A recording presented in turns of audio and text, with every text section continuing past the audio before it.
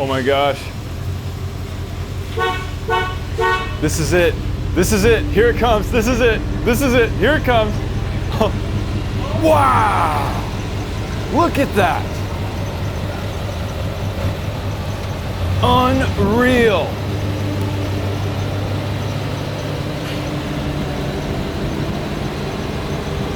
Oh my gosh. It looks better than I thought it would.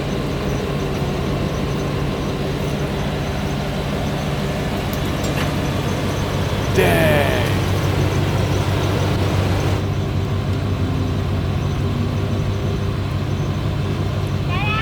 Yeah? Okay.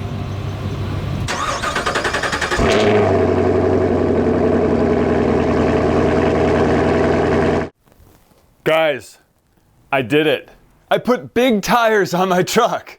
Okay, they're not huge, but they're bigger. What's going on, guys? I'm Jimmy with One Road. If you've been following my channel at all, you'll know that I've been building up this 1995 GMC Suburban you see behind me into an overlanding rig. You see, I bought this as a family hauler some years ago when we had our daughter, and I just wanted a big, safe vehicle, and I love Suburbans, so I found this from the original owner with, I think, 46,000 miles on it. Ever since then, I've been wanting to put a lift kit on it, and I've been wanting to put bigger tires, and I've done just that. Since this is no longer my family hauler due to buying another Suburban, a 2003, I have freedom to do whatever I want with this truck. And well, again, if you've been following my channel and you know who I am, I like to keep things very factory looking, but I also wanted to put a lift kit on it. So I did my research and came up with the Rough Country 2 to 3 inch lift kit, which includes the upper control arms, drop brackets for the front differential, blocks in the back, and, you know, torsion keys and all that. The install was fairly straightforward. It did have some challenges. I'll link that video down in the description below, but you better be ready because it's about 42 minutes long. And ever since I installed that kit by myself on my back with this truck up on jack stands, I've been wanting to get some bigger tires on it. Well, I finally decided on the tires and I finally made it happen. One of the biggest question marks with tires is what brand do you go with?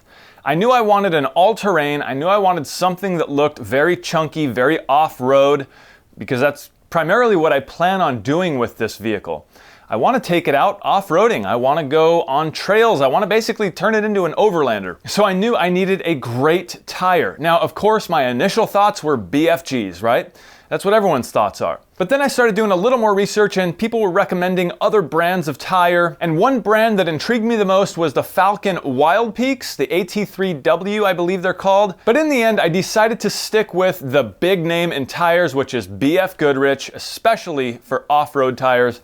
And that's what I got. So these are, of course, the BFGoodrich KO2s, and they look phenomenal. The sidewalls are extremely chunky, which I love. And I also wanted to keep it on my factory rims. I'm just so stoked with the overall look of the truck, the look of these tires. I mean, they look better in person than they do on camera for sure. So I almost went white letters out, and gosh, I wanted to do that. But in the end, I chickened out and just went black wall out. But I'm kind of glad I did. The more pictures I saw online, I just kind of thought, man, it's not really exactly what I want with the white letters out. I don't think it looks bad. I think it looks good on some vehicles, but with mine, for some reason, I just defaulted to the black walls out. Well, as you guys know, tires are a huge purchase. They are very expensive, especially off-road tires. And so my total out the door price on this whole set, mounted, balanced after tax and everything, I think was about $820. So it's actually not as bad as I thought, but still, I just spent $820 on some tires. Now, in a way, I'm actually saving some money because I am sticking with the stock factory rims, which I do think look very good on this truck. And with these BFGs mounted, I think they look even better. So right off the bat, I probably saved between $400 and $600 if I would have went and bought some steel aftermarket rims. Now, the other thing I'm doing to save some money is I'm gonna resell my old tires. Anytime you get new tires at a tire shop, they wanna charge you a disposal fee to dispose of your old tires. Well, in my eyes, these puppies just ain't too bad. So I think I can sell these for at least $100, if not more. They're really good Michelin LTX tires, and they do have quite a bit of tread left. So that right there will save me $150 or so off of the price of these tires. I'm all about saving money. Before I went and got these tires installed, I took some basic measurements. I wanted to see how high the truck sat to the bottom of the fender well, and I also wanted to see how tall the tire actually was with the vehicle's weight on it. Now that these new tires are on, we're gonna take those same measurements. All right, with our tape running the center line of the tire, you can see I have this level set up on the top of the tire, and this way we can get an accurate reading for the actual height of the tire with the vehicle's weight on it. And what I'm seeing here is about 30 3/4 inches right on the money. Now, if we take our measurement at the bottom of the fender well, we're sitting right about 38 1/4. I want you to know that this is just a soft reveal. I really wanted to make this video quick so I can get it up on YouTube and show you guys the difference of these awesome tires. I still need to take this thing in and get it aligned because after I installed the lift kit, the truck pulls to the right. So I'm having to steer to the left just to go straight, and I don't want to ruin the tires by driving it around everywhere.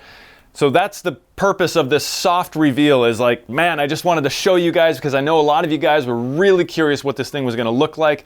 And so far, I think it looks amazing, but I can't wait to get it cleaned up and get it aligned and get it out in the dirt, in the sun, and show you really what this whole truck looks like with the lift, with the tires, with the alignment done, and we can take it out on some trails and see how she does. So I did get a good little bump in the height. The original tire with the weight of the truck on it was, I think, just over 29 inches tall. And these new tires, although they're supposed to be almost 32s, with the truck's weight sit at about almost 31, 30 3/4, I think. So in terms of tire height, we gained about 1 3/4 with the truck's weight on it. And in terms of height to the bottom of the fender well, it's a little more than 1 inch. I think it was about 37 1/4 now, and maybe we're about a little over 38 1/4. So pretty cool. That does bring me to another point though. I believe these are 80 PSI tires, and I think when they put them on, they filled them to 45 in the front and 65 in the back.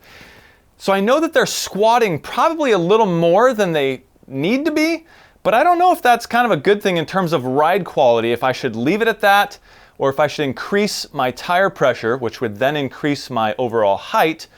What do you guys think? Let me know down in the comments below. What tire pressure would you run? Now, on the short drive home from the tire shop, I did notice that the tires felt extremely smooth, very quiet and smooth. I didn't take it on the freeway just because of my alignment issue. I wanted to stick to some slower side streets, so I took those all the way home. But with every bump, every speed bump, and all the road bumps and everything, they seem to ride really, really good. So I don't know if that's attributed to the 45 PSI that I have in the front here, or if that's just because they're awesome, brand new tires with lots of rubber on them. Okay, so the last point I want to make about these KO2s is the fact that they are a new model. It's kind of hard to see here because the tire isn't clean, but that right there is a DT. Talking to a few tire guys as well as doing my research online, I've learned that BFGoodrich came out with a new version of their KO2s. Now, this new version looks the same and everything, but it does have a DT designation, which stands for different tread. And with this different tread, you get a different rubber compound, which in turn gives you a 50,000-mile warranty on the tire. It does, however, remove that snowflake rating, but for me, I'd take the 50,000-mile warranty all day long. I've been saying it over and over and over.